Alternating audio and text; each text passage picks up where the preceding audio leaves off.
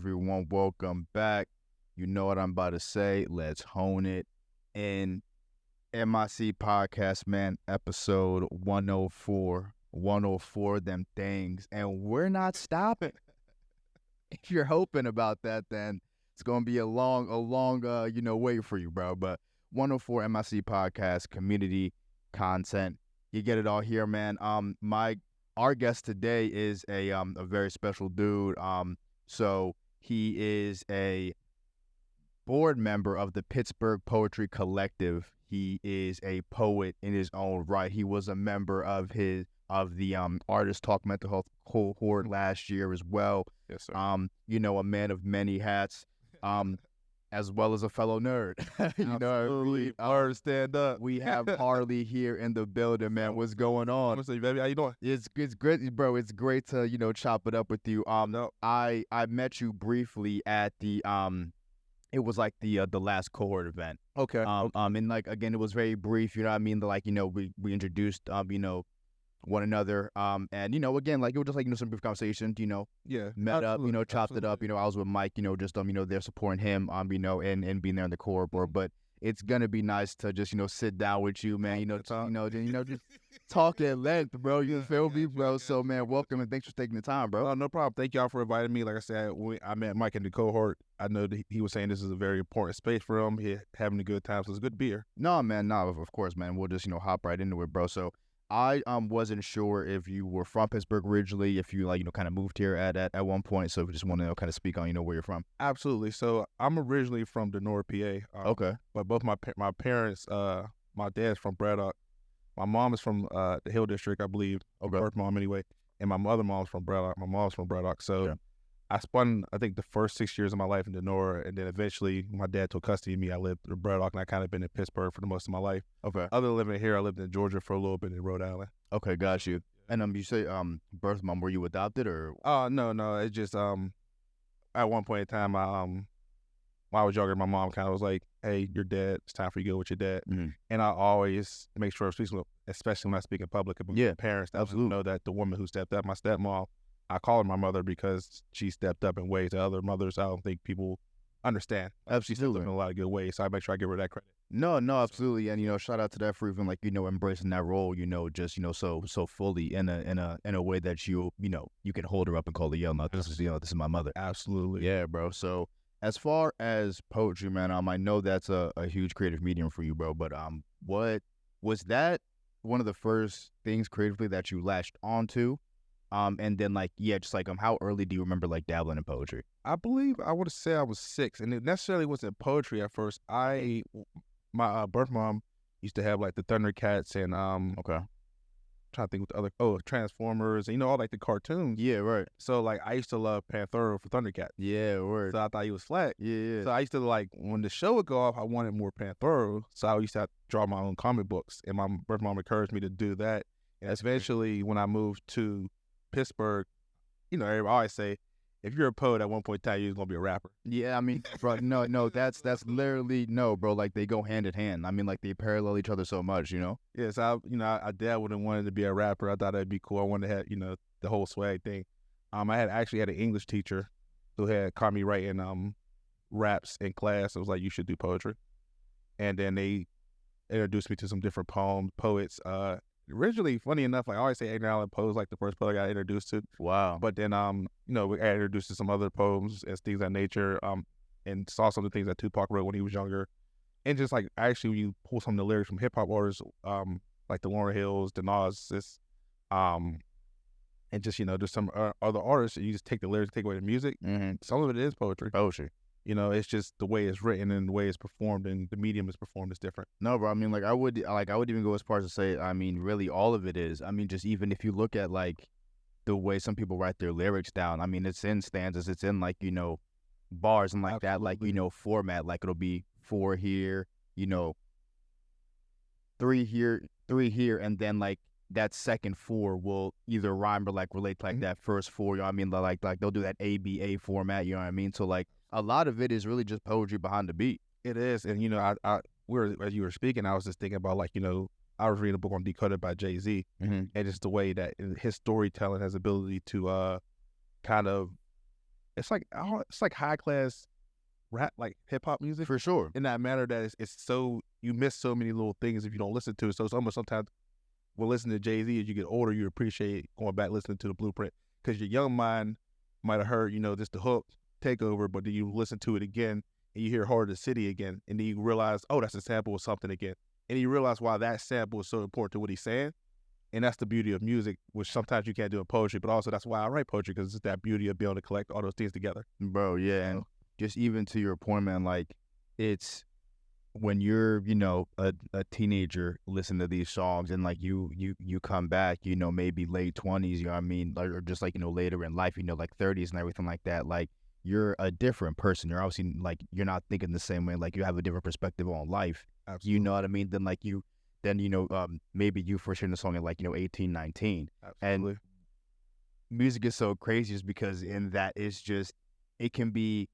so timeless in that, like, yeah, like it may have been dropped in the 80s, 90s, whatever, but as you live, as you evolve, throughout life, yeah, the song does the same thing, because like you're picking up different shit. You're just like, what, like, was this always here? And like, if it was, like, why was not picking it up? And like, why am I picking it up now?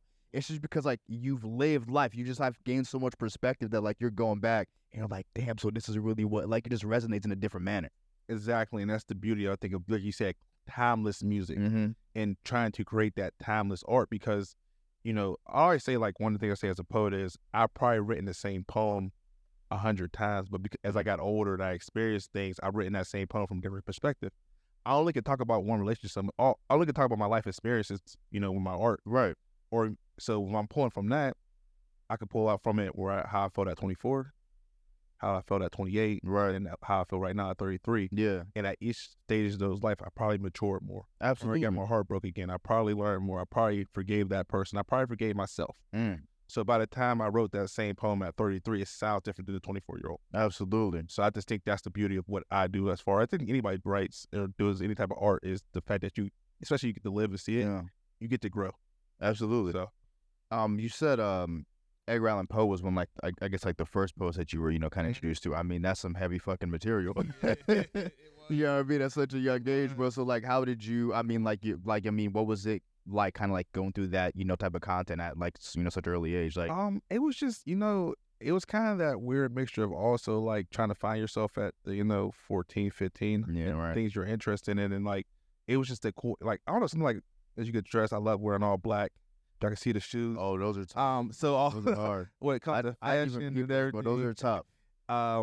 It just was kind of like something I was drawn to. So like, it's kind of like the punk rock / gothic / thing of that nature. And when I read some of his art, some of the darker themes of it, they were more mature, and also they kind of just were like just different. They were different from some of the things I even got exposed to growing up, and it also just helped me broaden myself and my horizon. So that's why I kind of like, I would say, like, that was my introduction to the poems and poets in that classical style of writing. Kind of like stuff like Iliad, the Odyssey, like the way those things are written. The longer poems, Beowulf, which is considered a poem, short story. Is Beowulf a poem? It's considered a poem, I believe, and it's actually, but I see it as a short story. I see it as a fucking movie, because I saw it as a literal movie. Like I went to the theater to watch that shit. Like I didn't even know it was a poem. Like, that's crazy. Yeah, it's like no, and that's the thing. Like these different forms. Like, I'm trying to think of when Dante's Inferno is supposedly a poem when they go down and but if we read it in the form that's written to us, it's a book. So like things like that was always kind of like I would not say always, but as I got older, kind of became interesting to me, because I'm like, okay, so to them this is a poem, to us this is a poem, but like, so just how formats changed through the years.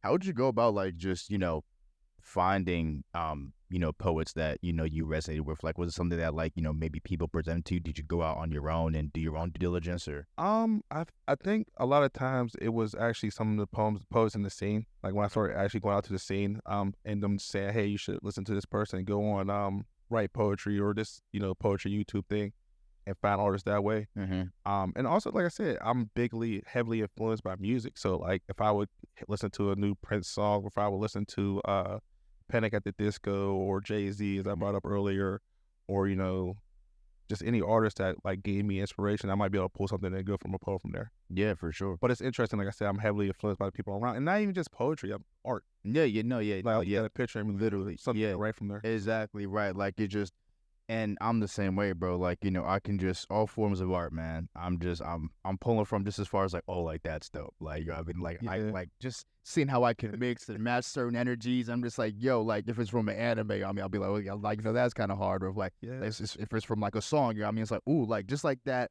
vibe or like that aura, I like that. You know what I mean? If it's from a movie, I like the way that character's dressed. You know what I mean? It's just like different stuff. You come together, make a whole gumbo of like, what, you eventually, put that energy into. Exactly. And like, just to go back to anime, like animes, Japanese movies, samurai movies in particular, and then like the Western draw from each other, parallel, For sure. Yeah, right. So, but there's still a poet and a story and there's tragedy in that. For sure. So trying to figure out how to write, maybe a smaller scenario of life using those type of formats and mixing them together. Mm-hmm.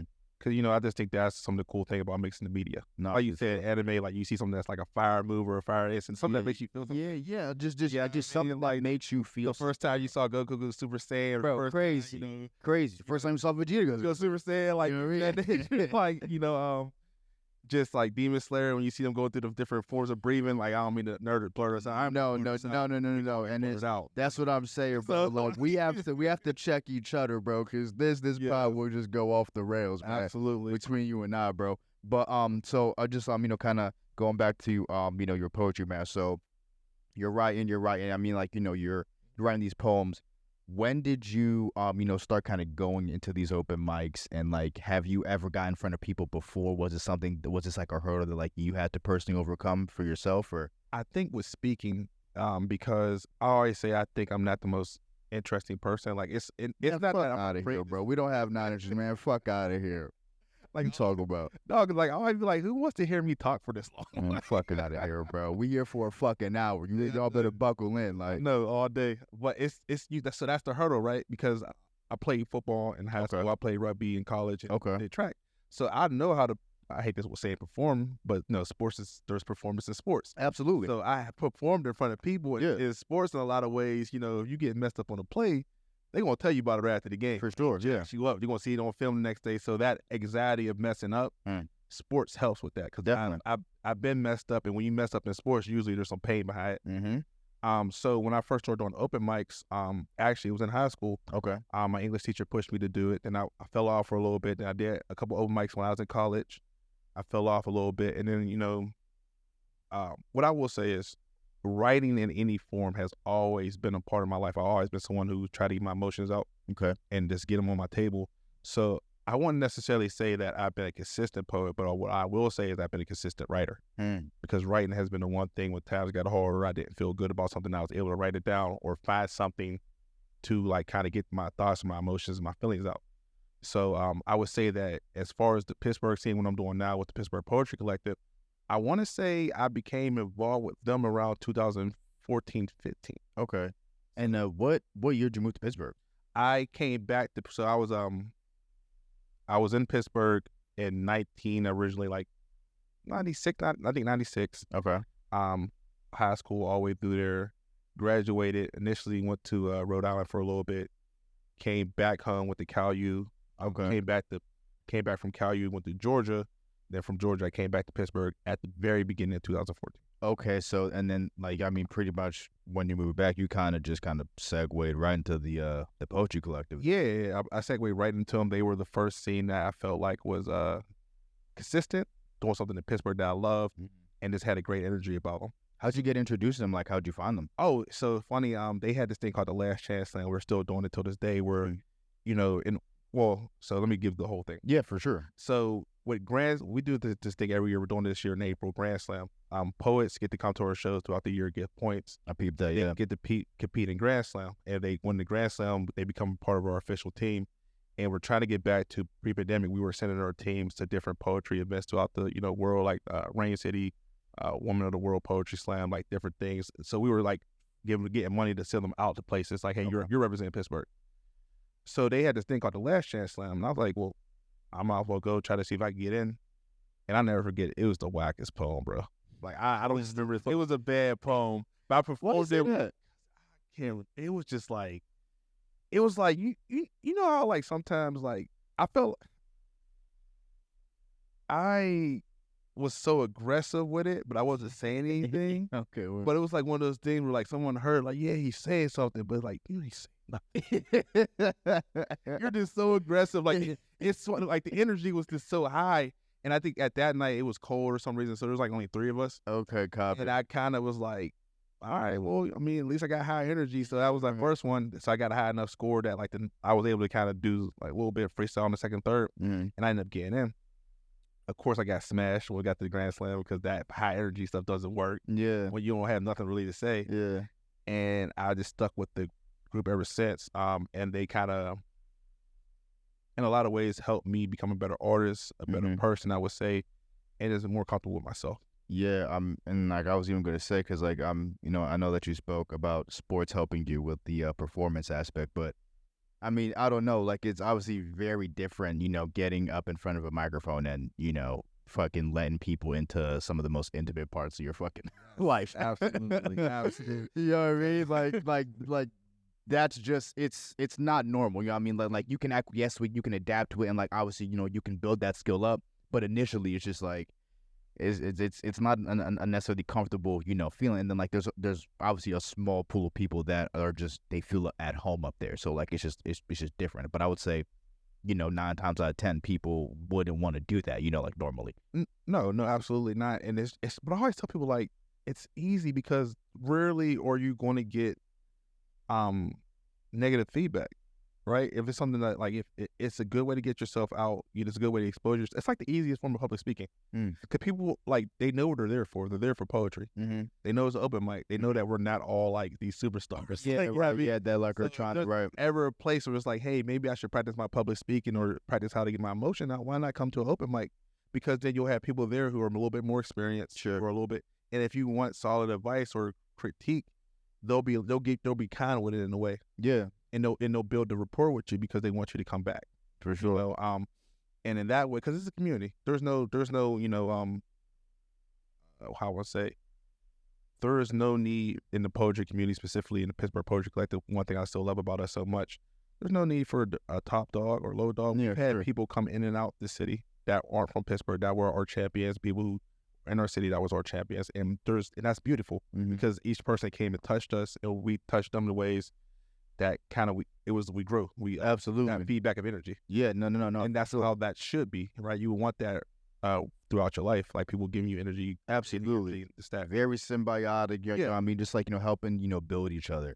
What would you say, you know, from your first, you know, performance, again, like your high energy, like it may not have been like the tone for the room at the time, like, so, you know, looking back at that, reflecting on that, and then, you know, kind of fast forwarding, because again, I mean, it's been 10 years like that, like part of the collective, when you say it like that, I always like, it's crazy though. It blows my mind because like we have a show this Wednesday coming up.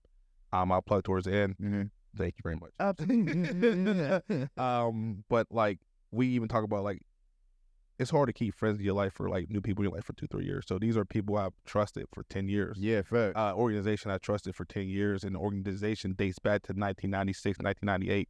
Lori Beth, don't care me if you hear this, but so it's a long time. Yeah, man. So just like you, like even looking back at your first performance and like, you know, looking at the way that like, you know, you perform your poetry now, like what is the biggest change, or like the biggest evolution within you that, you know, that you can maybe attest to? I'll probably say more comfortable with myself and the ability to tap different avenues of emotion, energy, and just like subject matter. Facts. Right? So like when I first came out and did poetry, like the very first poem was very, you know, feeling like how it felt to be a Black man in America. Okay. So that was the very first one that like, you know, high energy, but it was very surface level. So it was very, what I mean by that is very like hashtag this, okay, you know, quote this, you know, so like, you know, that very like nothing really, it didn't connect to myself. And that's one thing that I learned when I was like working with the artists is like, you think it felt performative a little bit? Like, a little bit, okay. Yeah, because you know, the thing about that's weird about it, and I always feel like, I always say this, like, I even have a poem when I talk about that is, in a poet, Shocky G also has a poem where it's like, these things need to be said, but it feels weird saying it in performance, right? It feels weird saying, you know, justice for Trayvon Martin, or, you know, justice for insert name inside a poem and trying to write that way because it's trauma. Facts. Someone died, someone was lost, and now you're performing this piece of art where you're talking about it. Yeah, right. But however, it's a performance, but it also needs to be said. So it comes off of that weird ground of where, how do you have that conversation and create that conversation without it feeling like it's fake or not feeling like it's not genuine, because it is genuine. Like, I do feel those ways as a Black man in America. Those are things that we face. How can I have that message being out and it doesn't feel that way? Yeah. And that also connects and resonates to the point where now it opens up dialogue, even if I'm not in a conversation. For sure. So I know, you spoke on just like a champion, aspect, like a team that like, you had to, kind of work your way onto, earn points enough to like, work your way onto. What is that like? Cause like, it's the first time I'm really hearing of like, poetry and like a competitive nature for like, so like lack of a better word. So how does that whole, system work? Yeah. So with us specifically, I'm going to speak to us. We adopted like the poetry slam, from an individual who will not speak on because they just have their own things with it. So I'll just say from what we adopted. Sure. It's kind of like, we call it sports poetry. We give a random audience scoreboards, 5 scoreboards. We drop the lows, drop the lows and the highest, and we keep the medium score. And we kind of like just, they're judging you on performance, what you said, how you made them feel, but we don't know the judges. Like, the judges are always at random. Oh, okay. So there's no set judges throughout the season. Copy, okay. So that's kind of fun of the show. Right? Yeah, right. You're promoting the show and people show up like, oh, well, we have an audience and we have performers. No, the audience is also the judges. And we could, hey, do you want to judge? Do you want to judge? Do you want to judge? And what happens is, at the end of each night, you get points for participating. You get points for third place, second, and first place. And we put in a big spreadsheet, and throughout every time we have one of these shows, and to the point where we adds up to the point where, all right, well, so this person has 28 points. They're going to be on the show. And like, you might get to the point where someone, like, we have a lot of people who have 6. So we're like, all right, man, you got 6 points, yo. You might not be in the show unless you come to the last chance to get the points. And that's just how that works. And it's the way, and the reason why I love that system is, one, it creates the artists who want to go to the show multiple times, the reps to practice.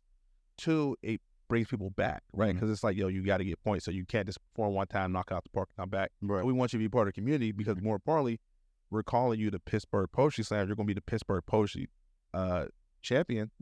You got to show up in Pittsburgh. You got to show up for the PPC. Absolutely, like, yeah. So we want to see your face. We just don't want you to come in and take the title and then run off. Yeah, right. No, we want you to be a face. And also, like I said, it's just that building a community. We want, because there's times that we get like some of the same people. But like, we had a show last Wednesday at PA Market, and the show of New Hands were like 6 or 7, 8 people, but we had a full house. But that's 6 or 7, 8 people who've never heard you before. And if you didn't perform that night, that's 6 or 7, 8 people who may never hear you again. Damn, yeah. It doesn't sound like a lot of people, but when you're having these shows of like 20 accumulate, yeah, right, every week, it just accumulates to the point where we do have our Grand Slam, and it's like a show that, could be close to 100 people. Do y'all switch venues, or like do y'all like have it in just like one consistent place? Pre-pandemic, we did have one specific place. Right now, we are collaborating with the Poetry Lounge at Millville with their open mic. I would say that right now is primarily our home. But we are touching different venues. Like I said, we did St. Clair Social, which is in Friendship, PA Market, which is down the strip, which is one of our homes. So we've been bouncing around Pittsburgh a lot, and we're always looking for venues. So if you have a venue for you, please reach out. But because like at the end of the day, there's so many open mics and things around. Yeah, sure, right. You want to make sure we want to be accessible by bus, car, land, walking. So that's another thing we look forward to. Sure. So going, just kind of fast forward, just staying on the collective. Going from a performer, trying to work your way on the team, and then fast forwarding to you now hosting these events. Like, how is that transition?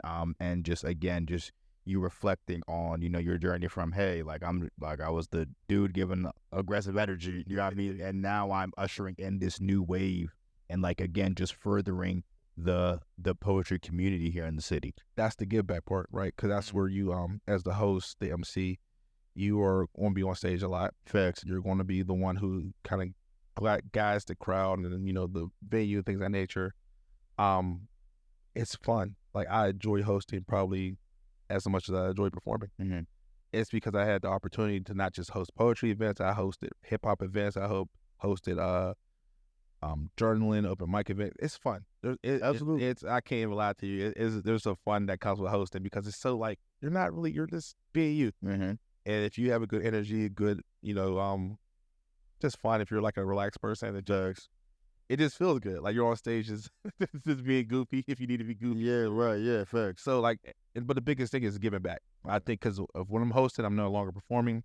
When I'm hosting, I can kind of like coach if I need to or things of that nature. When I'm hosting, I can kind of work with the people, the actual venue. So it's just that you get to wear the hat. Yeah. And it's kind of fun being behind the scenes, and then like you get the shows over, and there's always that big good feeling when you're done with the shows. Like, tonight was a great open mic. Thank you for coming out. The PPC, please follow us on Facebook, Instagram. And it's like, yeah, we're done, but it's like we did it. Yeah, facts. So there's a good feeling when it comes to hosting. Nah, man, that's totally beautiful, bro. I mean, listen, bro, like I'm just, cause I'm not, super, like, I'm just in tune, just like with the poetry community, you know what I mean? So like, it's just, crazy to, hear the intricacies of like, how that works. And are y'all doing anything for like the 10th year anniversary? Like it's just like, is there, well, I mean, I'm like it's the 10th year anniversary of that, but like, for your 10th year anniversary, like, are you, planning on or just, keeping I want to keep the energy going, the ball moving, all right, because with collaborating with the Poetry Lounge has given us open mic every Tuesday, which is beautiful. Which could, as an organization, we're none of us are getting paid for this, so it's like you're doing this after work and stuff like that. Yeah. So like there is some, sometimes it's a little bit tiring. Like one Tuesday a month, like so that's 4 Tuesdays. Yeah, after you get off work, so that could be a little bit. And plus the other shows we're doing like on Wednesdays and stuff of that nature. It just feels really good because we have a steady base, and the Poetry Lounge is such a great place to collaborate with. If you get a chance, go to places in Millville. It's just such a great energy there. The people there, the workers, the people who show up to do the open mic, the poets that show up, the comedians that show up. It's just, man, I can't even explain to you like how important things like that is in Pittsburgh. No, I mean it's super important. I mean, like we preach that, here all the time. Yeah, so like even spaces like this, like I don't think people understand like being an artist in Pittsburgh, like, and just trying to be a creative and trying to create and trying to collaborate with people. It could be ups and downs. It could be inconsistent, but to find that crazy, it could be ugly. It could be ugly, bro. To find that consistent home, bro. Yeah, facts. You mess with me for real though. And it's just, bro, like you just gotta remove that feeling as much as possible, or like create spaces that are opposite of that. You know what I mean? It's just, but like you said, man, it's just hard to find the consistency. Exactly, that's what it is. It's consistency. Because some people will have like that idea for like 6 months, but if it's not working, they're like, all right, I'm done with it. I'm like, no, bro, month 7 might be the month that we actually get it. Like there's been times we had the PPC Poetry Slam. I'm not gonna lie to you, it was just us there, and it kind of like, dang, ain't nobody showed up. We promoted it, we done put money toward this, and no one showed up. But it's like you got to have those nights for when we had the nights where it's the Grand Slams. It's lit, like I said, it's lit. Yeah, people going off on stage. People talking about like this is the best show we ever seen. That's crazy. We got people like on the YouTubes going off, so it's great. Dope. No, man. Artists talk mental health, man. Yes, sir. God spent some time on it, bro. So how is that? I mean, shout out to Sydney, of course, man. So how did you become, a part of last year's cohort? Was that something that like, you reached out, to try and join? Did they or did Sydney approach you, or like, how did that go down? So I saw like last year, I guess it would be 2 years now. Like now, I saw them post something like, hey, we had this cohort going on. It's paid, but also like there's like a meeting every month, about different parts of being an artist. And I was like, I've been doing this poetry thing for so long, I never really took it up to the next level. And what can I do with my art to try to take it to the next level? So I kind of filled out the resume, like this was my idea. At that one point in time, it was funny. I had been watching a lot of black exploitation movies. Yeah. And reading like Malcolm X books and like this. So like originally I had like an idea of creating a character that was kind of like in the vein of like Dolomite or something. Poetry. Because I always felt like the one thing I love about black exploitation movies is like they were off the chain, but they were like, some of them had like a message in it too. Yeah, facts. And like in like black empowerment, things of that nature. Like they all had like something like little. So I was like, oh, this would be kind of cool to tap into that type of character. So I like kind of wrote to say like, hey, this is what I want to do. This is what this character looks like. It's a poet. But it's also other things. And eventually, of course, I was like, nah. But like the ideas in my head, it's just figuring out how to do it. Right? Because like, I feel like black exploitation this is going back to like us actually going back to find out things. I would hate for that to be lost. Mm-hmm. Like I would hate for me to be like have a reference and a kid 10 years from now don't know what I'm talking about. Yeah, right. Or I mentioned a Marvin Gaye was going on. They're like, what are you talking about? I just feel like as an artist and just as a person, specifically as a Black person, we got to go back and find all our stuff and make sure we bring it forward because you're going to hear it in the music samples. Like 21 Savage just dropped the album American Dream album.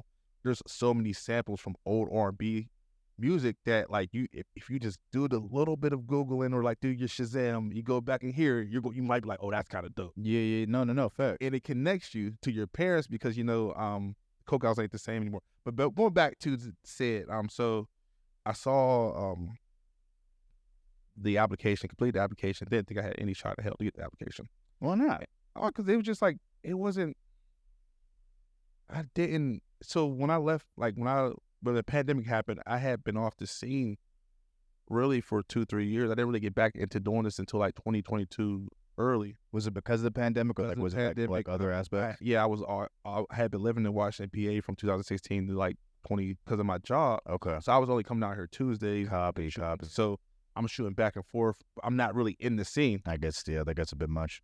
But, so like, I was like, all right, well, if I do it, I get out there. So when Sid hit me out, like, yo, you got selected, this is the poet. I'm like, we lit? We lit?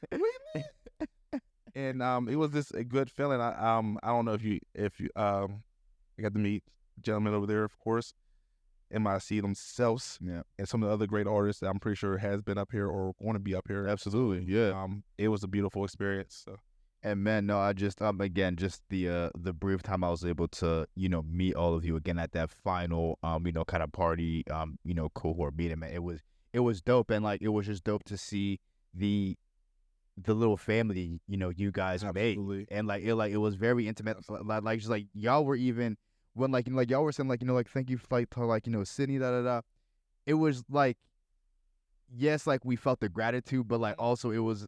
Y'all were talking out on like a different frequency, or just like, I get you. You know what I mean? It's just like they're listening to you, but I hear you. Yeah, you know what I mean? Like, whether it's Leah, like I said, Mike, Sid, Chef JB, and yo, shout out to you, my nigga, you.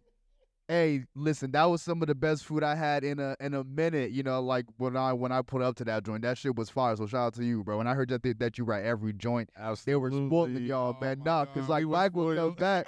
Like, yo, what you have for dinner? I'd be like, I don't know, it's like, a little salmon or whatever. It's like, okay, well, yeah, I had a little, shrimp, da. It's like, like something like, that was something that was flambéed. I'm just like, damn, like, they're feeding y'all good up there, like. Absolutely. So just everyone in the cohort, and they're like, there's names I'm missing it.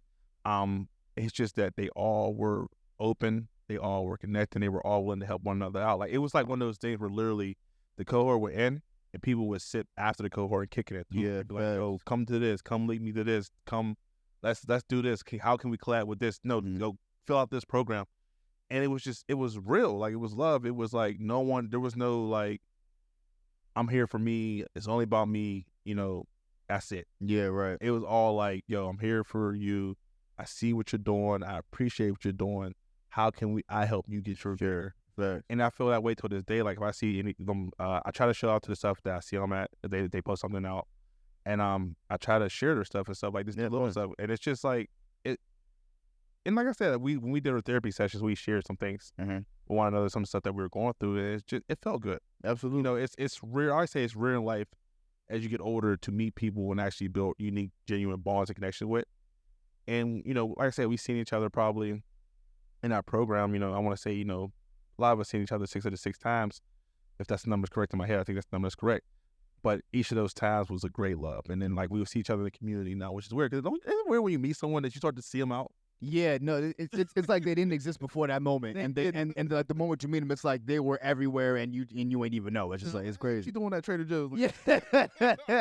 Trader Joe's, that's what I'm saying. I never saw you in front of the fucking frozen food section at Trader Joe's. What you doing here? Like now all of a sudden, like yeah, like that happened, and it's like you then build and grow from that, and it's like you start to see what they're doing outside of it. Now you're more tapped into what they're doing, which taps you into what's going on in the community, and it's just beautiful. Nah, bro, and like I was even gonna say, just like even being introduced to I mean, again, like you have people in various creative fields, some that you may not even have thought was a field to be in creatively. So it's like after being introduced to like, something like that, it's just like what did you pull away from like, maybe certain creative disciplines that, you thought that you wouldn't have like in the past?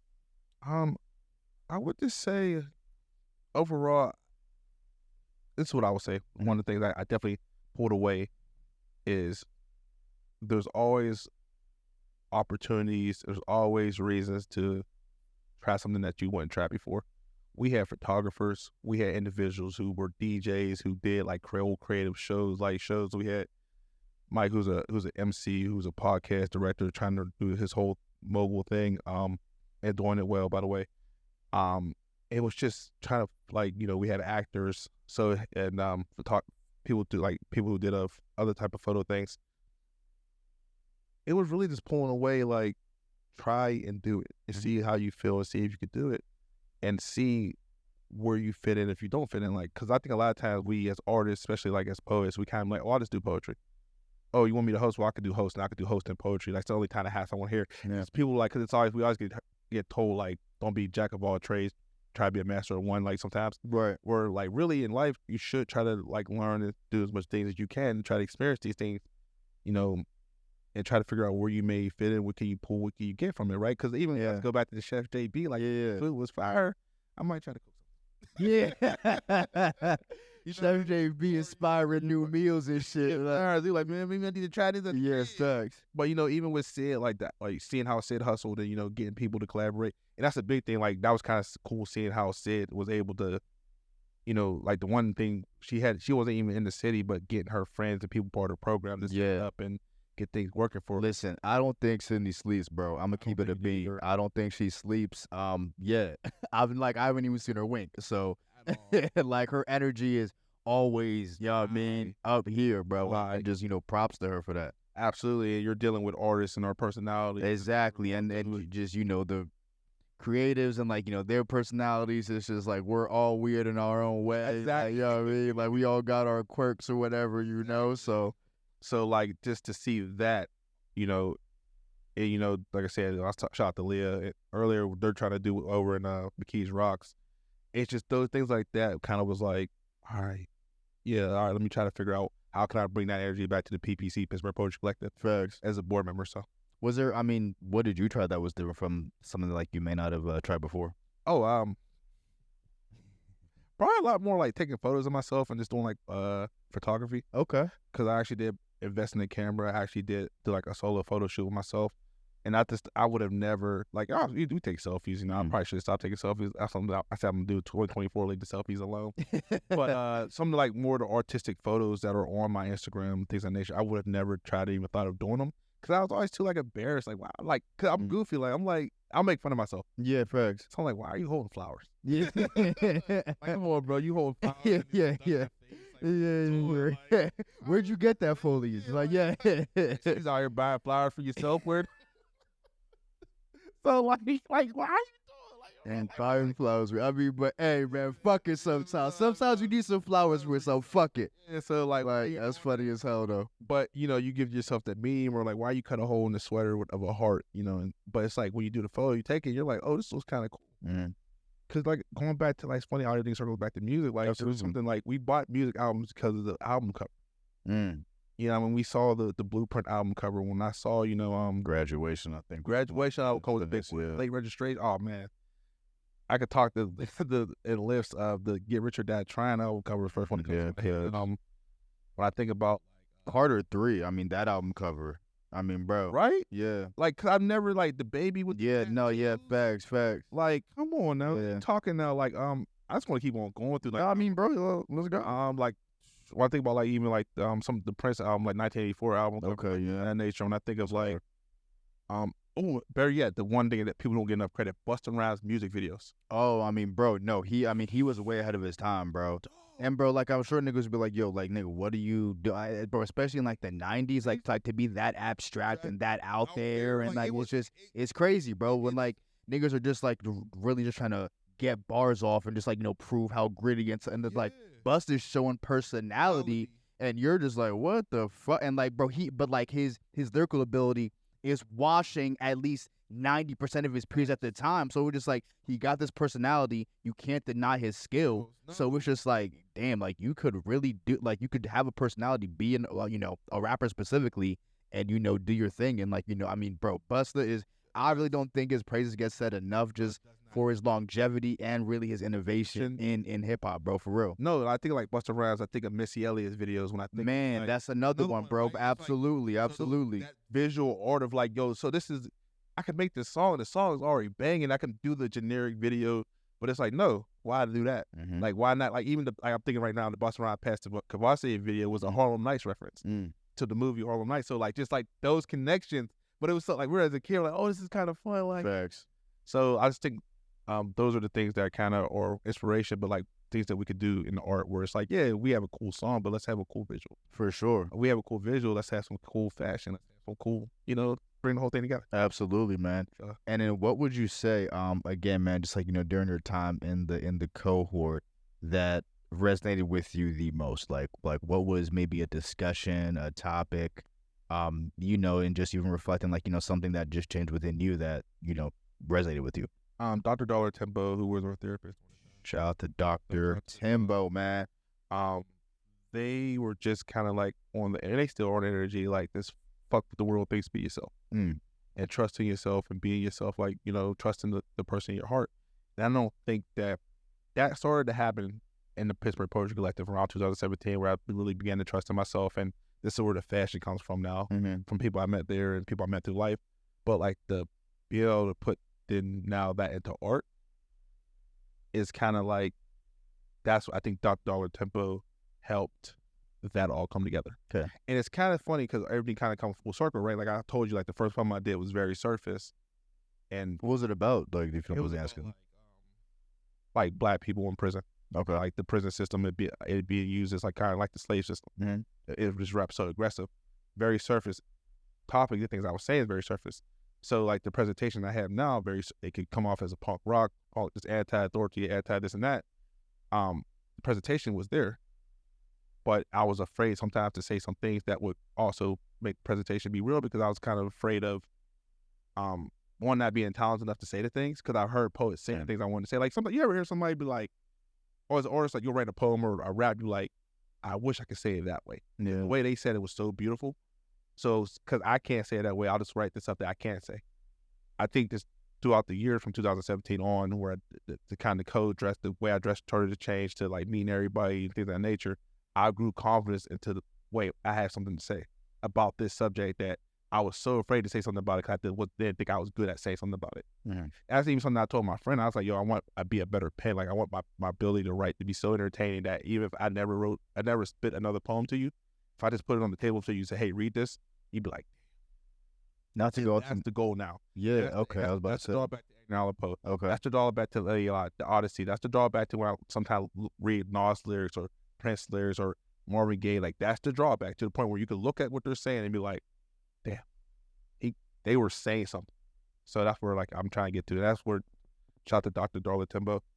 That was another thing that kind of opened up to where I'm at now in 2024, where I am becoming more of a complete artist because people like that have fed so much great energy into me and helped me be the person I am. So, besides, I mean, and again, absolutely 100% to everything you just said. Shout out to Dr. Timbo. We had her on the podcast. Let me go check that episode out as well. And like, I'm sure you will hear a lot of the same things Harley just, reiterated on this episode as well. So, but just to kind of like, touch on your point, like I know you kind of like, went over like, like the Edgar Allan Poe's, when you, look at their writing, it's like, okay, like I want to write like that. Besides the emulation aspect, like what is the mark of a good writer to you? I think it's the individual like ability to be timeless, to be layered, double entendres, to be very aware of what you're trying to say, who you're trying to say it to, and also being able to pull people in that wouldn't necessarily want to listen to you, right? Like, so, yeah, no. I mean, he's one of the best rappers of all time, so I mean, it makes sense. So, like, people may not like have ever listened to like trying to think of the first like the Hard Knock album and things of that nature. This earlier stuff, a Reasonable Doubt. You might never listen to Reasonable Doubt, but we know who Jay-Z is. We know what he's about. We know what he's talking about. but there took time to get to that point. And why what I'm saying that is I'm about to say you're just trying to figure out like, all right, so he was there, he was at this point. As he got older, he got all this knowledge, he got better, he got smarter, he became more, worldly, became more like ability to speak to different people, different avenues, because he started only being able to speak to these people. But now he can speak to everybody. And I think as a writer, you're trying to be able to write to where I'm still being true and core to myself. But my message is delivered in a way, in a manner that now is speaking to people who are outside the room that I started in. So I was speaking to urban hip hop, speaking to Black people, but now, okay, white kids started listening to me. Okay, now their parents are starting to listen to me. Okay, now the senators, people around me are starting to listen to me. But I'm still at the core saying the same thing, but how can I write it in a way that you're going to be willing to bring you in? Absolutely. So I can't come on stage and do a bunch of cuss words. I can't come on stage and just have all energy and have no substance. And I think that's the mark of a great writer, when you're able to write something that's able to touch a bunch of different people, maybe not in the same way, but it brings them to the table to have a conversation. Absolutely. So, nah, man, very well said. And just kind of going back to what you said, just like about the presentation, how like it kind of shifts like this like kind of punk rock aspect. Did the content change with that? Are you still writing poems about the same thing? Has like the content evolved with that as well? The content has evolved. The content has been more. I think it's just true to myself. Yeah. Like where it was just like I said, I think originally when I came into the poetry game, I wanted to speak the Black experience. I wrote a poem called Afro Punk that's on YouTube that I think to me is my favorite, my best poem. I talk about being Black, being blurred in this space, be doing cosplay, and some of the racism and prejudice you deal with doing that. Like how for real, there's racism in cosplay. Dog. God damn. Oh, you can't. I even thought that was kind of like a pure space. You know what I mean? The nerds link up. You know what I mean? It's lit. Whatever. Damn. What you'll find out in a lot of subcultures that are supposed to be for the outsiders don't want us in. Damn. Like well, fuck y'all. Like I have a line in the poem where it's like, I can't be the Black Superman or Goku. I mean, I can't be Superman Goku. I gotta be the Black Goku or Superman. It's like type shit, right? Type shit. Yeah. So like that character isn't that complexion. It's like, bro. Yeah, nah, I know. Nigga, I made the costume, bro. Like, what the fuck? Respect the creativity. What the fuck? Like, that's the thing, that's why we have Afro Punk. Like, there's a reason why we have Afro Punk, because it was like, people were going to the scene, we were trying to listen to our favorite artists in the scene. It's like, yeah, what this you doing here, Black? You don't need to do this. Yeah, facts. And it's like I said, it's weird, because it's like, bro, like, we're all like subculture. And subculture rejects the mainstream. Yeah, fact. We know what mainstream means in America. Exactly. I'm coming over here because at least you would think you have an understanding of being the outcast. Facts. No. That's I mean, like, have you experienced? I mean, so like, what are some experience? I mean, like, if you don't, want to touch on something, like, absolutely not. But like, you just would see people being like, well, you shouldn't be this character because maybe you should just be Nick Fury. Maybe you can't be you. So like, you know what I'm saying? Like, I'll be the last. That's crazy though. Like, why don't you just be Black Panther? And it's fucked up. And it's fucked up because niggas could really only choose from like 6 characters if you only dress like as Black characters. Like, that's crazy, bro. Like, dreads or dreads. I'm sorry, I gotta have dreads or bald head. I'm not cutting my hair. Type shit, bro. Like, bro, I mean, because like, like, I don't really do cosplay that much, but like, I mean, if it was up to those niggas, I would only be Morpheus.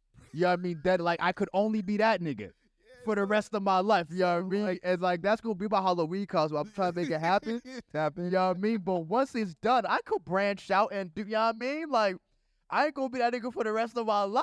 Like, it's crazy. So like, you and I think that's the beautiful thing about my existence in particular, right? Because it's like, I want to be someone who kicks down those walls, because there are going to be kids who come after me that are my skin color who wants to cosplay these characters. Absolutely. And we have to keep on being like, you bigoted, ignorant mofos. Yeah, facts. If I want to be Black Batman, I'll be Black Batman. Guess what? Guess what? There's a Black Batman in comics. So absolutely. It's not what's the word they like to use? Like canons. Yeah. I'm like, all right, he is now. Guess what? Here is one now. Well, I have Fox.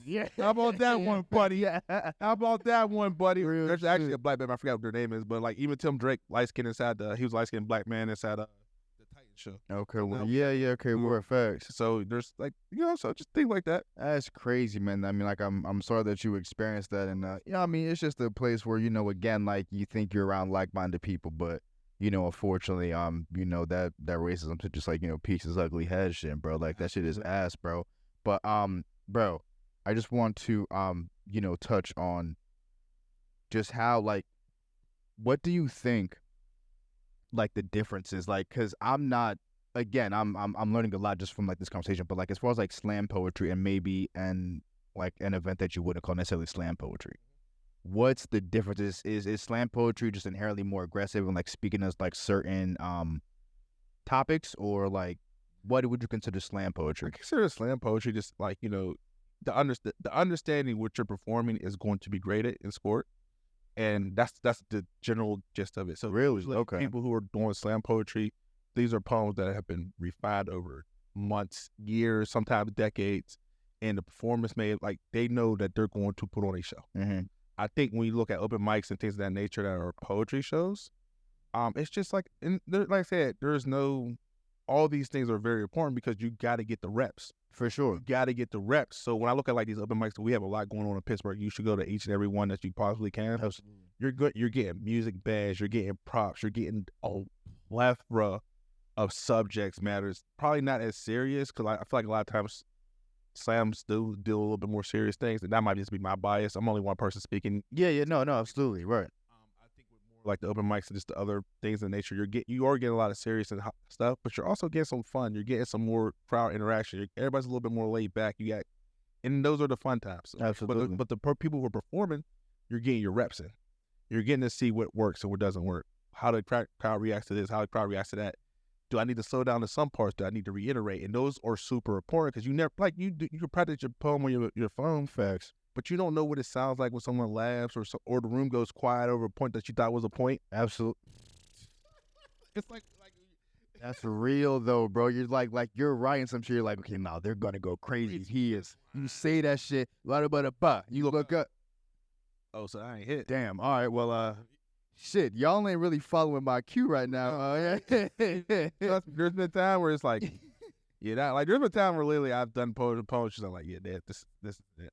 Like, I'll be mid poem. Just like, yeah. And that's why you have to get the reputation, because bro. you have to keep the energy even if no one is giving you bro. back, Facts.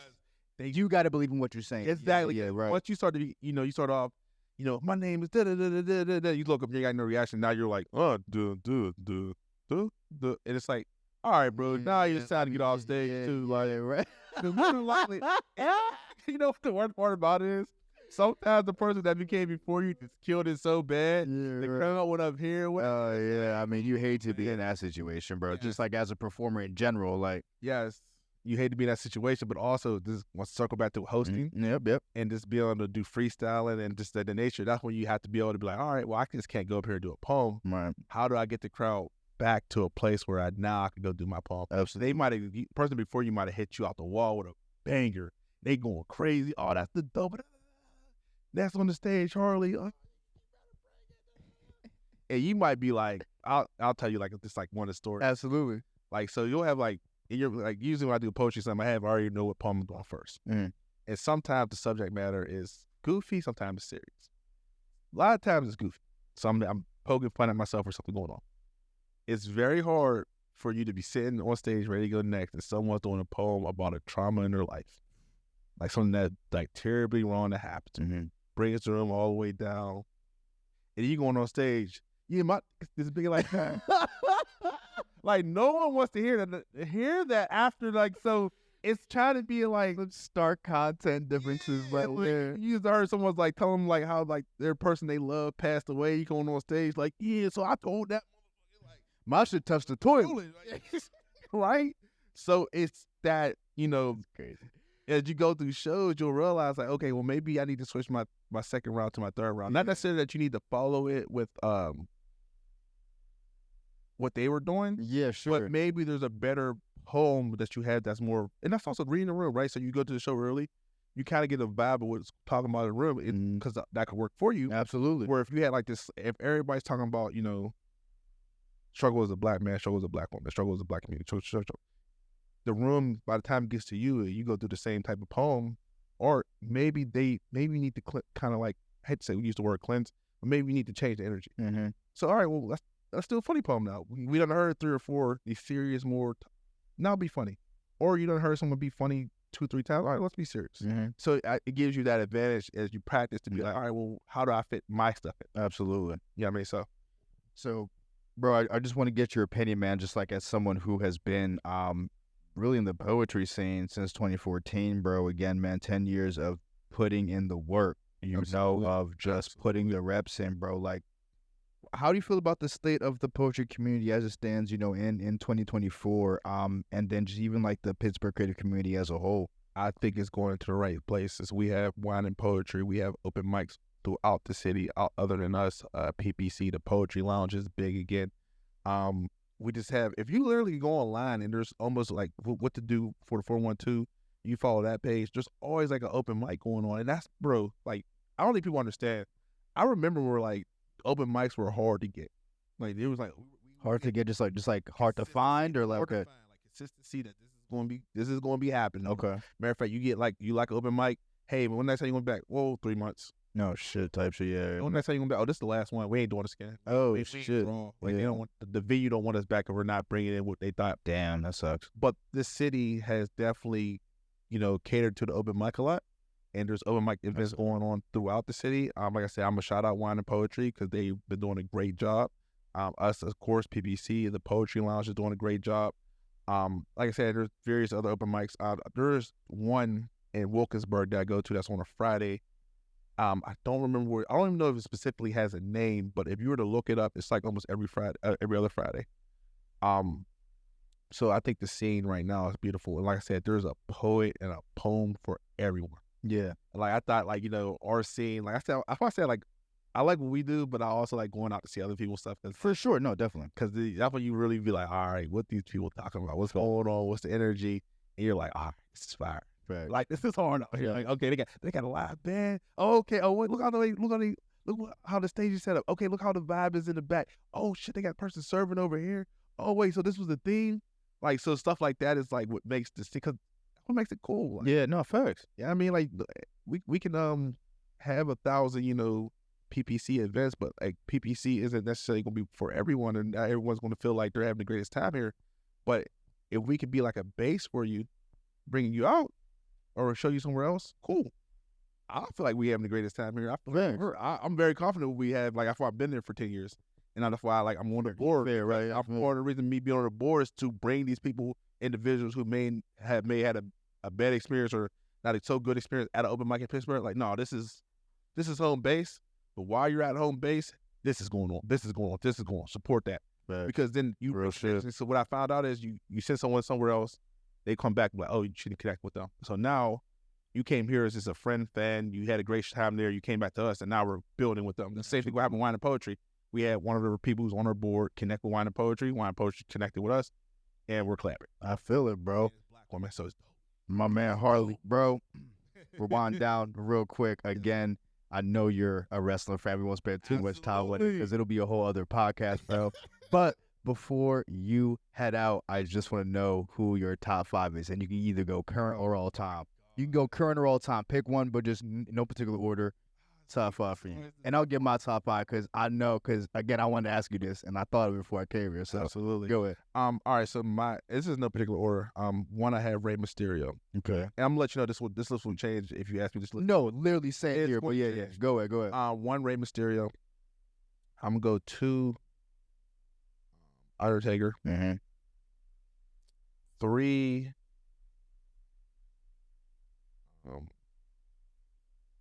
and I'm gonna go with Stone Cold. Okay. 4, The Rock. Okay. That I got to, and then number 5, probably Ric Flair. That's a good 5. Solid 5. I got my 5 is HBK. Okay. I got Orton. I got Edge. I got Guerrero, and then I got The Rock.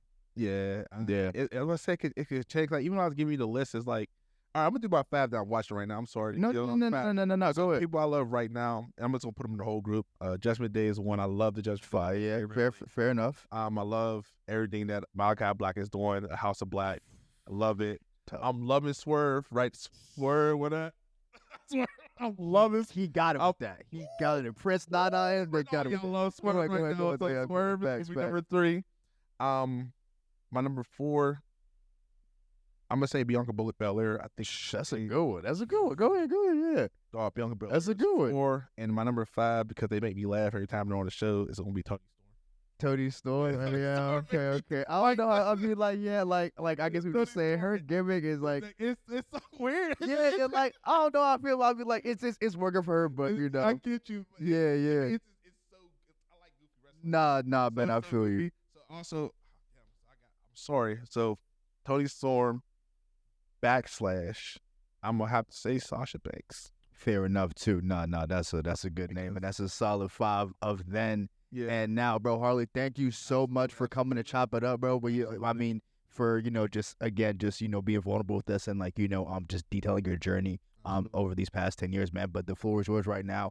Plug any events coming up. I'm again, like you said, the Grand Slam is coming up. So definitely tell people where they can find that, where they can find you at. And again, man, thank you so much for taking the time. No problem at all. No problem. So as the floor is mine, we have our Poetry Slam and feature 2023 Grand Slam team sponsored at Cabaret Theater at Theater Square. That is downtown at Cabaret Theater at Theater Square. It's our Grand Slam team, so we're going to have our Grand Slam team that won last year along with an open mic downtown the Grand Slam team. So that's the event. This Tuesday is another open mic at the Poetry Lounge. Make sure you show up for that. If you want to follow us, we're on Facebook at Steel City Slam and Pittsburgh Poetry Collective. Like I said, if you want to follow us, we're on Facebook at Steel City Slam and Pittsburgh Poetry Collective. If you want to follow us online, we're on Instagram at PGH Poetry. If you type in PittsburghPoetry.com, that is our website. So we also have a website presence there if you're not on the social medias. Please, one day I will say, because I have absolutely. Absolutely. If you need or have any want to know what open mics going on, my personal Instagram is Keivon, Keivon, _B. Keivon, Keivon, _B. You'll see the name Harley, and like I said, I will direct you to an open mic, to a space. If our space isn't for you, if you can't get to our space because of transportation accessibility needs, we try to make sure our spaces have accessibility for people in our community. But I will do my best to try to get that to you. And that's the things I want to plug. All right, Harley, thank you so much again, bro. Appreciate it. MIC Podcast, episode 104, community content. You get it all here. And if you're a cosplayer, stop being racist. How about that? All right. Stop hating on the cosplayer. We out. Yeah.